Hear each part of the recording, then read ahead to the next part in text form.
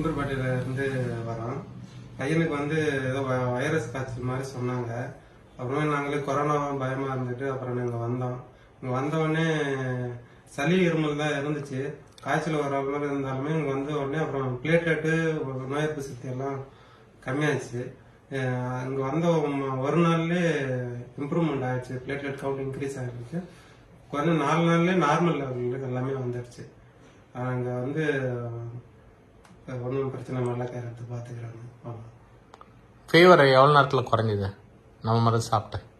நம்ம தான் மறுநாளே இல்லைங்க. மறுநாளே ஃபீவர் இல்லை. ஃபீவர் பொறுத்தல இல்லை, பிளேட்லெட் வந்து இங்கே நார்மலாக 3 நாள் எடுத்துக்கிச்சு. பரவாயில்லையா? பரவாயில்ல. வரும்போது எப்படி வந்த சொல்லு. வரும்போது என்னென்ன கம்ப்ளைண்ட்லாம் இருந்தது? டயர்டா இருந்துச்சு. வாய் கசப்பு இருந்துச்சு. ஆ அப்புறம் சளி இருந்துச்சு. ஆ இப்போ எப்படி இருக்கு? இப்ப இருமல் மட்டும் சளி மட்டும் தான் இருக்கு. ஆ இப்போ பரவாயில்லையா?